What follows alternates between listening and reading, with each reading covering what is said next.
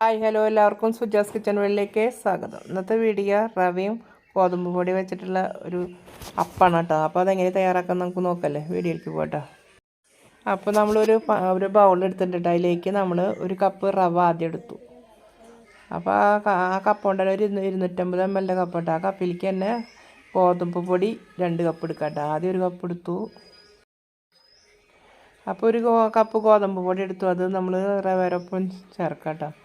പിന്നെ ഒരു കപ്പ് കൂടിയും എടുക്കുന്നുണ്ട് ഗോതമ്പ് പൊടി. അപ്പോൾ 2 കപ്പ് ഗോതമ്പ് പൊടി ചേർത്തിട്ട് അതിലേക്ക് 3-5 ഏലക്കായ ചേർക്കട്ടെ ഫ്ലേവറിൻ്റെ മണത്തിന്. എന്നിട്ട് അത് മിക്സിയിൽ ജാറിലിട്ടിട്ട് നമുക്കൊന്ന് റവ ഒന്ന് പൊടിച്ചെടുക്കട്ടെ. റവയും അത് ആട്ടപ്പൊടിയും കൂടിയിട്ട് ഒന്ന് പൊടിച്ചിട്ട് വരാം. അപ്പോൾ റവ ഒന്ന് പൊടിയണം, വലിയ തരികളാണ്.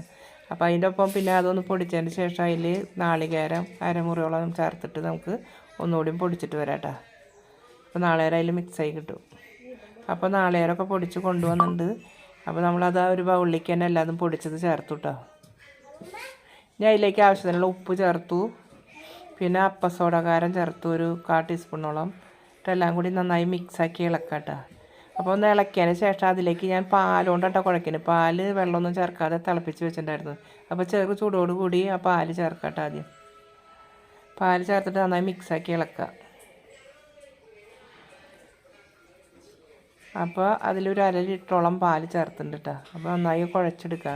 അത് പാല് ചേർത്ത് കഴിഞ്ഞതിന് ശേഷം ഇനി വെള്ളം കുറവാട്ടോ. അപ്പോൾ അതിലേക്ക് മധുരത്തിൻ്റെ ആവശ്യത്തിന് ശർക്കര ഉരുക്കി വെച്ചിട്ടുണ്ടായിരുന്നു ഒരു 400 ഗ്രാമോളം. അപ്പോൾ ആ ശർക്കര അതിലേക്ക് ചേർത്ത് കൊടുക്കുക കേട്ടോ.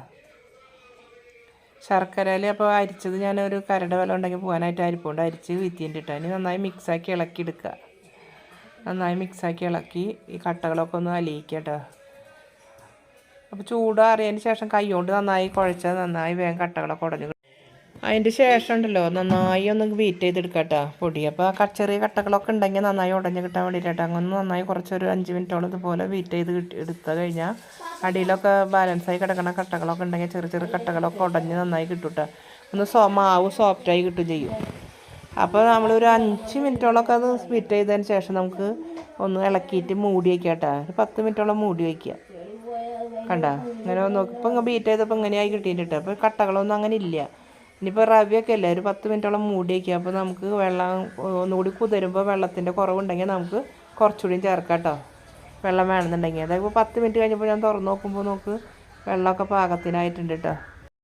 ഇനി നമുക്ക് അപ്പം വേവിച്ചെടുക്കാനായിട്ട് ഒരു പാൻ വെച്ചിട്ടുണ്ട്. ആ പാനിൽ എണ്ണ ഒഴിച്ചിട്ടുണ്ടായിരുന്നു. അത് തിളച്ചിട്ടുണ്ട് കേട്ടോ. അപ്പോൾ നല്ലോണം തിളയ്ക്കുന്നതിന് മുന്നേ നമുക്ക് കുറേശ്ശെ ഒരേ കയ്യിൽ ഒഴിച്ച് കൊടുക്കാം കേട്ടോ അപ്പം ചുട്ടെടുക്കാനായിട്ട്. അപ്പോൾ ഇതുപോലെ ഒരേ കയ്യിൽ ഒഴിച്ച് കഴിഞ്ഞിട്ട് 2 ഭാഗത്ത് ഒഴിക്കാം കേട്ടോ. ഇത്തിരി വലുപ്പമുള്ള പാത്രമായ കാരണം 2 ഭാഗത്ത് ഒഴിച്ചിട്ട് 2 3 ഒഴിച്ച് ചൂടാം കേട്ടോ. അപ്പോൾ വേഗം കഴിയും. അപ്പോൾ നമ്മൾ ഇതിന് ഇങ്ങനെ ഒഴിച്ചതിന് ശേഷം അതിൻ്റെ മുകളിലേക്ക് എണ്ണ കുറേശ്ശെ ഇങ്ങനെ അതിൽ നിന്ന് തന്നെ എടുത്ത് ഇങ്ങനെ ആക്കിക്കൊണ്ടിരിക്കുക കേട്ടോ. അപ്പോൾ പൊന്തി കിട്ടും നന്നായി. അല്ലെങ്കിൽ ഇത് പൊന്തി വരുന്നുണ്ട് നല്ല മാതിരി സോഫ്റ്റ് ആട്ടോ. അപ്പം നന്നായി പൊന്തി വരുന്നുണ്ട് കണ്ടോ. അപ്പോൾ അടിഭാഗം കുറച്ച് നേരം കഴിഞ്ഞാൽ അടിഭാഗം മറിച്ചിട്ട് കേട്ടോ. നല്ല ഫ്ലെയിം കൂട്ടിയിടരുത്. അപ്പോൾ അടിഭാഗം പെട്ടെന്ന് കരിയും, ഉൾഭാഗം വേവില്ല. അപ്പോൾ ചെറിയ ഫ്ലെയിമിലാണ് വേവിക്കുക കേട്ടോ. അപ്പോൾ ഒരു അടിഭാഗം ഒരു വിധമായിട്ടുണ്ട്. നമുക്ക് പതുക്കെ മറിച്ച് കൊടുക്കാം കേട്ടോ. അങ്ങനെ 3 മറിച്ചിടണം. ഇത് കുട്ടികൾക്കൊക്കെ നല്ല ഇഷ്ടപ്പെട്ടിട്ട് നല്ല ടേസ്റ്റുള്ള പലഹാരമാണ്. രാവിലെ ആയാലും 4 മണി ചായക്കൊക്കെ കഴിക്കാൻ നല്ല സോഫ്റ്റായ പലഹാരം കേട്ടോ. വയസ്സായവർക്കും ഒക്കെ കഴിക്കാൻ നല്ല ടേസ്റ്റ്. അപ്പോൾ 3 മറിച്ചിട്ടുണ്ട്. ഇനി ഒരു 2 മിനിറ്റ് കഴിഞ്ഞാൽ നമുക്ക് ആ ഭാഗം പെട്ടെന്ന് തന്നെ ആവും കേട്ടോ. അപ്പോൾ നമുക്കത് എണ്ണയിൽ നിന്ന് എടുത്തു മാറ്റാം. അപ്പോൾ അത് മറ്റേ അടിഭാഗം കൂടി ആയിട്ടുണ്ട് കേട്ടോ. അപ്പോൾ നമുക്ക് പതുക്കെ നമുക്ക് ചട്ടകത്തിലേക്ക് എടുത്ത് ഓരോന്നായിട്ട് എണ്ണയിൽ നിന്ന് എടുത്തു മാറ്റാം. അപ്പോൾ എണ്ണ നന്നായി വാലാനായിട്ട് ഒരു അരിപ്പ പാത്രത്തിൽ ഒരു പേപ്പറൊക്കെ ഉണ്ടെങ്കിൽ പേപ്പർ ഇട്ടിട്ട് വയ്ക്കണം നല്ലതായിട്ട് എണ്ണ കുടിക്കാനായിട്ട്. അപ്പോൾ ആ ഒരു ട്രിപ്പത്തെ 3 വെന്ത് കിട്ടിയിട്ടാണ്. അപ്പോൾ ഇതുപോലെ ബാക്കിയുള്ളതും ഇങ്ങനെ അപ്പം ചുട്ടെടുക്കാം കേട്ടോ.